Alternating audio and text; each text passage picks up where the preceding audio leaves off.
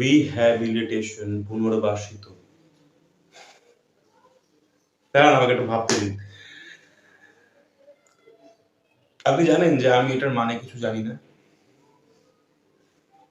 আমি জানি যে আপনি এটার মানে খুব ভালো করেছেন, কিন্তু আমার কাছে এটি একটি শব্দ মাত্র।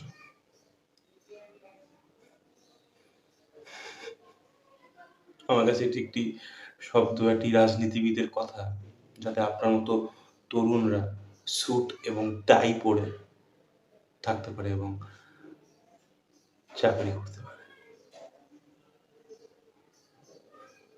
আসলে আপনারা কি জানতে চান জানেন? আপনারা জানতে চান যে আমি যে অপরাধটা করেছি তার জন্য কি আমার অনুশোচনা হয় বা দুঃখ হয়?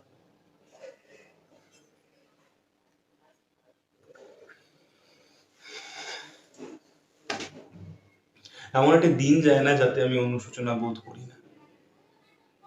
আমি এখানে আছি বলে নয়, বা আপনারা মনে করেন যে আমার এখানে থাকা উচিত তার জন্য।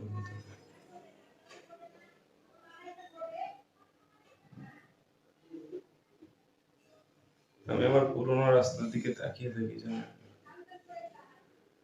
তাকিয়ে থেকে ভাবি যে ওই যে বাচ্চা ছেলেটা যে রাস্তায় খেলে বেড়াচ্ছে, এটা বোকা ছেলে, সেই কিনা এই ঘৃণ্যতম অপরাধটা করেছে।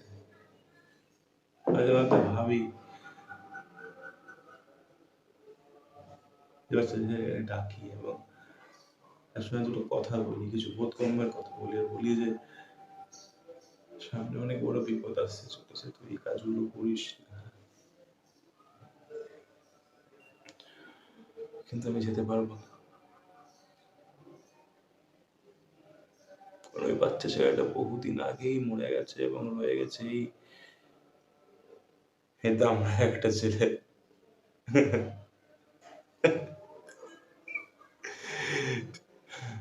পুনর্বাসিত, রিহ্যাবিলিটেশন। তো আমি একটি কাজ করুন, আপনারা আপনারা আপনাদের ওই স্ট্যাম্প এবং পেপার নিয়ে এখানে যা করার তাই করুন, এবং আমার সময় নষ্টটা করবেন না, কারণ আপনাকে সত্য বলার কোনো অভিপ্রায় আমার, কারণ আমার কাছে এটা একটি শব্দ শুধু। ঠিক আছে?